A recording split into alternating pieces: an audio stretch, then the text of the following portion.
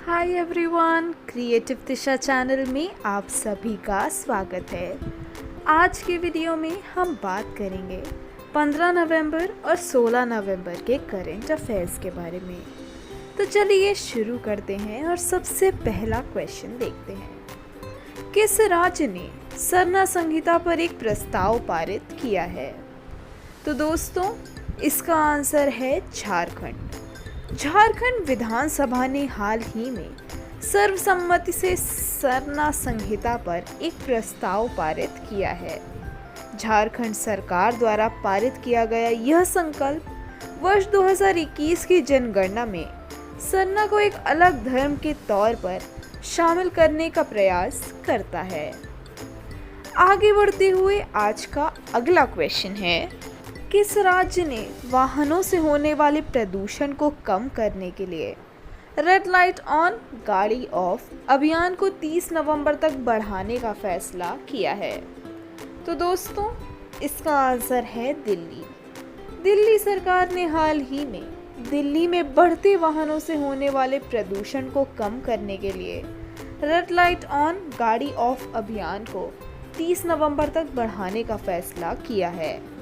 मुख्यमंत्री अरविंद केजरीवाल द्वारा शुरू किए गए इस अभियान में यदि शहर में 10 लाख वाहन भी इस अभियान में शामिल हो जाते हैं तो एक वर्ष में PM10 का स्तर 1.5 टन और PM2.5 का 0.4 टन कम हो जाएगा।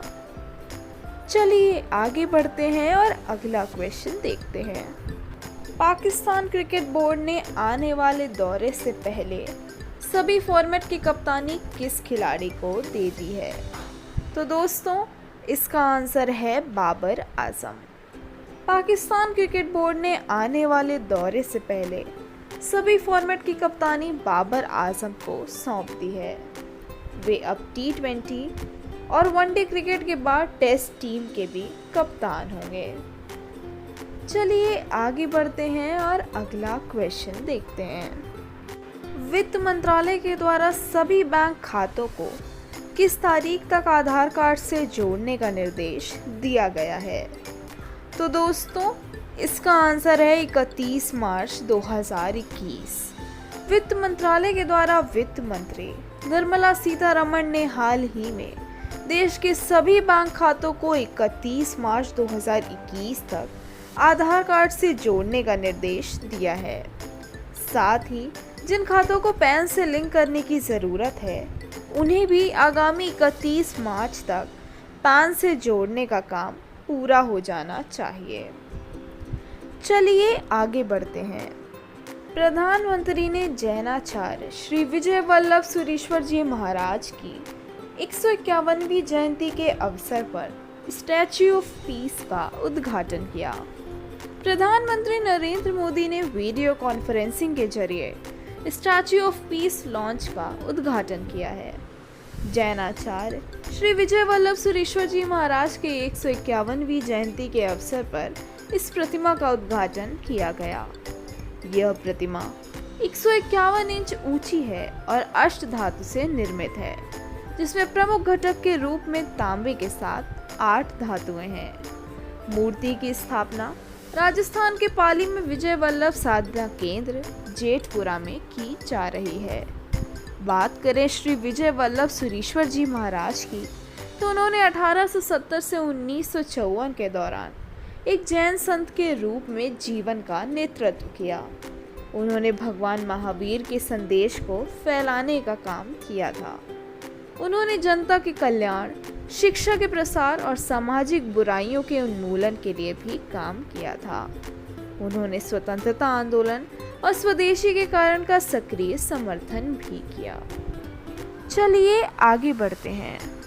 हनोई क्षेत्रीय शिखर सम्मेलन में 15 देशों ने RCEP पर हस्ताक्षर किए। वियतनाम की राजधानी हनोई में आयोजित एक क्षेत्रीय शिखर सम्मेलन में क्षेत्रीय व्यापक आर्थिक भागीदारी पर हस्ताक्षर किए गए हैं। RCEP के हस्ताक्षर के साथ दुनिया का सबसे बड़ा मुक्त व्यापार ब्लॉक बनाया गया है। शिखर सम्मेलन कोविड-19 महामारी के कारण आयोजित किया गया था। वियतनाम ने उस समारोह की मेजबानी की जिसके दौरान RCEP पर हस्ताक्षर हुए। वियतनाम 2020 के लिए आसियान की अध्यक्षता कर रहा है। आसियान की अध्यक्षता के लिए सशक्त और उत्तरदायी विषय है। ये समारोह 37वें आसियान शिखर सम्मेलन के अवसर पर आयोजित किया गया था। नेताओं ने भारत के लिए विकल्प खुला छोड़ दिया है। भारत RCEP सदस्यता के लिए वार्ता को फिर से लागू और पुनः आरंभ भी कर सकता है। चलिए आगे बढ़ते हैं। नीतीश कुमार 7वीं बार बिहार के CM पद की शपथ लेंगे। नीतीश कुमार 7वीं बार बिहार के मुख्यमंत्री के रूप में शपथ लेंगे। वह अपना लगातार चौथा कार्यकाल शुरू करेंगे। उन्हें बिहार में NDA के नेता के रूप में चुना गया था। तारकिशोर प्रसाद और रेणु देवी बिहार के नए उप मुख्यमंत्री होंगे। बिहार विधानसभा चुनाव 2020 में NDA ने 243 सदस्यीय विधानसभा में 125 सीटें जीती। मंत्रियों की परिषद का अधिकतम आकार विधानसभा की कुल सीटों का केवल 15% हो सकता है। अनुच्छेद 164 में कहा गया है कि मुख्यमंत्री को राज्यपाल द्वारा नियुक्त किया जाएगा और अन्य मंत्रियों को मुख्यमंत्री की सलाह पर नियुक्त किया जाएगा। लेख में यह भी कहा गया है कि राज्य के मुख्यमंत्री सहित कुल मंत्रियों की संख्या राज्य विधानसभा की कुल सीटों का 15% से अधिक नहीं होगी। चलिए आगे बढ़ते हैं। 16 नवंबर को विश्व भर में कौन सा दिवस मनाया जाता है? तो दोस्तों, इसका आंसर है अंतर्राष्ट्रीय सहिष्णुता दिवस और राष्ट्रीय प्रेस दिवस। 16 नवंबर को पूरे विश्व भर में अंतर्राष्ट्रीय सहिष्णुता दिवस यानी इंटरनेशनल डे फॉर टॉलरेंस मनाया जाता है। वर्ष 1996 में संयुक्त राष्ट्र महासभा ने सदस्य देशों को हर वर्ष 16 नवंबर को अंतर्राष्ट्रीय सहिष्णुता दिवस मनाने का सुझाव दिया था, जिसका उद्देश्य संस्कृतियों व समुदायों में आपसी समझ को बढ़ावा देना था। साथ ही 16 नवंबर को पूरे भारत में नेशनल प्रेस डे के रूप में मनाया जाता है। 16 नवंबर 1966 से ही भारतीय प्रेस परिषद ने विधिवत कार्य करना शुरू किया था। तभी से प्रतिवर्ष 16 नवंबर को राष्ट्रीय प्रेस दिवस के रूप में मनाया जाता है। चलिए आगे बढ़ते हैं।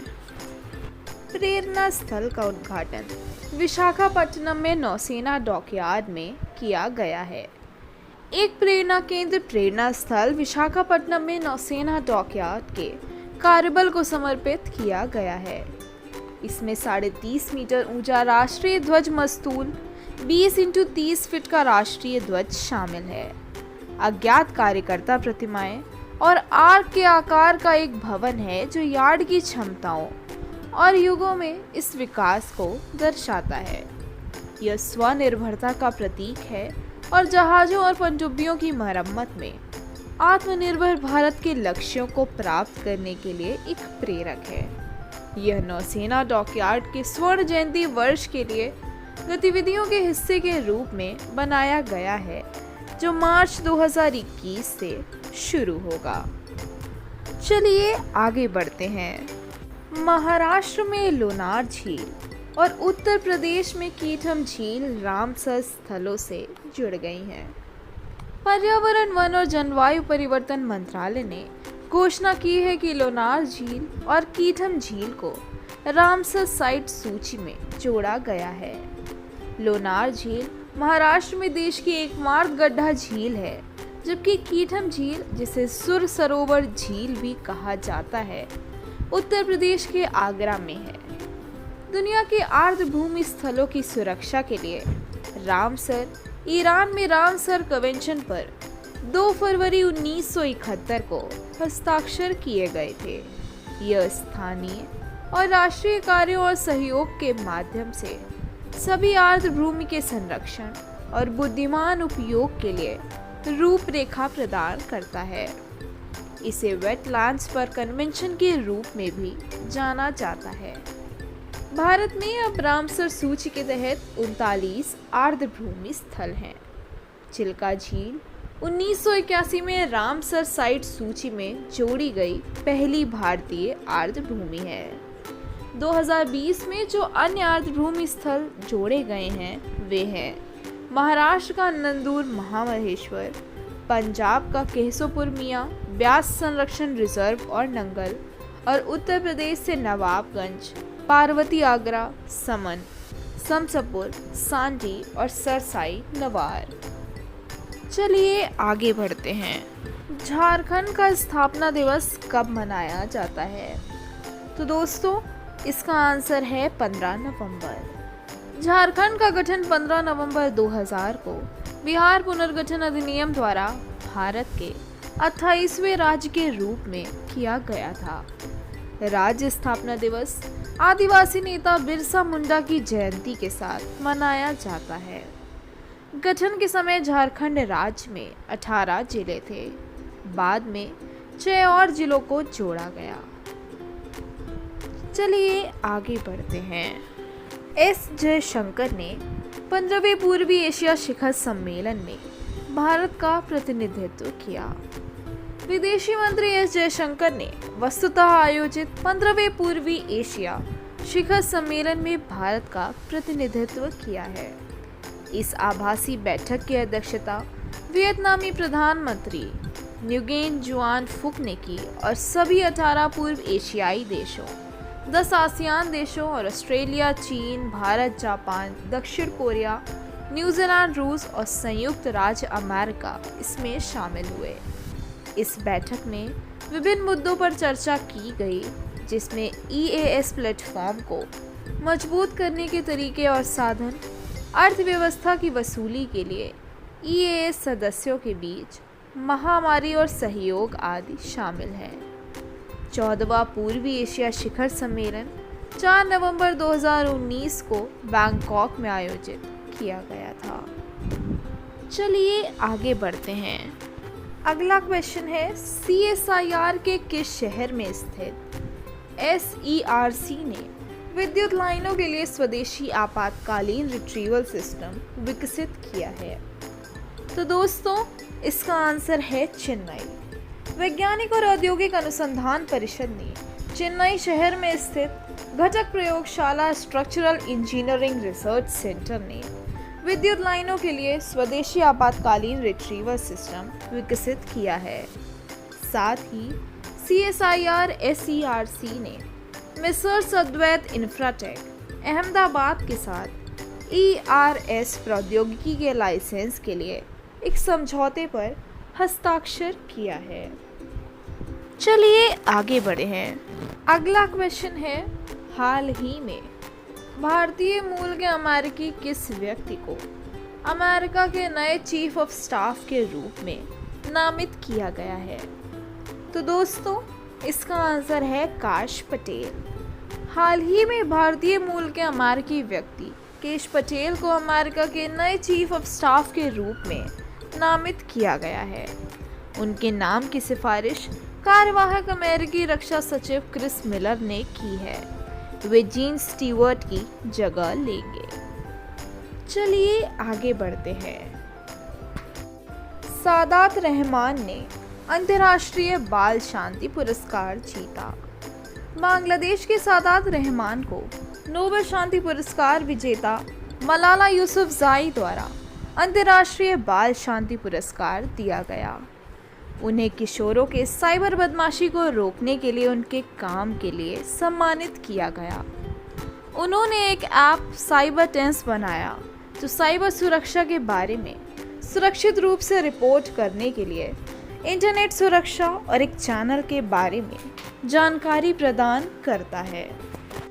आगे बढ़ते हुए अगला क्वेश्चन है, किस मंत्रालय के अधीन NTPC लिमिटेड ने फ्लाई ऐश से जियोपॉलीमर एग्रीगेट को सफलतापूर्वक विकसित किया है? तो दोस्तों इसका आंसर है बिजली मंत्रालय। बिजली मंत्रालय के अधीन NTPC लिमिटेड ने फ्लाई ऐश से जियोपॉलीमर एग्रीगेट को सफलतापूर्वक विकसित किया है। इस जियोपॉलीमर एग्रीगेट का प्राकृतिक एग्रीगेट की जगह उपयोग किया जाएगा, जिससे पर्यावरण पर होने वाले प्रभाव को कम करने में मदद मिलेगी। चलिए आगे बढ़ते हैं और अगला क्वेश्चन देखते हैं। आरबीआई ने हाल ही में किस बैंक पर 1 करोड़ रुपए की पेनाल्टी लगाई और साथ ही बैंक के 5 पेमेंट सिस्टम ऑपरेटर्स के सर्टिफिकेट भी कैंसिल कर दिए हैं? तो दोस्तों, इसका आंसर है पंजाब नेशनल बैंक। आरबीआई ने हाल ही में पंजाब नेशनल बैंक पर 1 करोड़ रुपए की पेनाल्टी लगाई और साथ ही बैंक के 5 पेमेंट सिस्टम ऑपरेटर्स के सर्टिफिकेट भी कैंसिल कर दिए हैं। आरबीआई ने पंजाब नेशनल बैंक पर यह जुर्माना payment and settlement systems act का सही तरह से पालन नहीं करने के कारण लगाया है। आगे बढ़ते हुए अगला क्वेश्चन है, हाल ही में भारत के किस राज्य के वरिष्ठ भाजपा नेता का हाल ही में निधन हो गया है? तो दोस्तों, इसका आंसर है मध्य प्रदेश के नेता कैलाश नारायण सारंग। मध्य प्रदेश राज्य के वरिष्ठ भाजपा नेता कैलाश नारायण सारंग का हाल ही में मुंबई के अस्पताल में निधन हो गया है। अखिल भारतीय कायस्थ महासभा के राष्ट्रीय अध्यक्ष रहे कैलाश सारंग भाजपा विधायक और शिवराज चौहान की सरकार में शामिल विश्वास सारंग के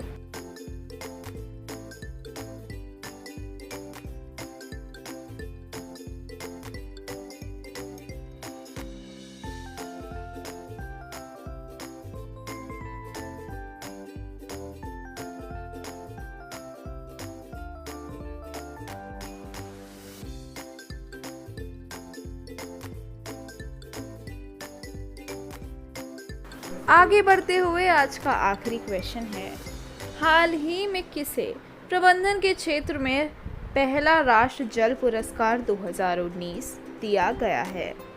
तो दोस्तों, इसका आंसर है श्री माता वैष्णो देवी श्राइन बोर्ड को। श्री माता वैष्णो देवी श्राइन बोर्ड को जल संरक्षण और जल के उचित प्रबंधन के क्षेत्र में बेहतर कार्य के लिए पहला राष्ट्र जल पुरस्कार दिया गया है। यह पुरस्कार जल शक्ति मंत्रालय की तरफ से दिया गया है। इस पुरस्कार समारोह का आयोजन नई दिल्ली से ऑनलाइन किया गया है। तो दोस्तों, आज के वीडियो में हमने बात करी 15 नवंबर और 16 नवंबर के करंट अफेयर्स के बारे में। तो आज के लिए बस इतना ही। मिलते हैं अपने नेक्स्ट वीडियो में कुछ और जानकारी के साथ। अगर आपको ये वीडियो पसंद आया हो तो इस वीडियो को लाइक करें और क्रिएटिव दिशा चैनल को सब्सक्राइब कर लें। Thank you.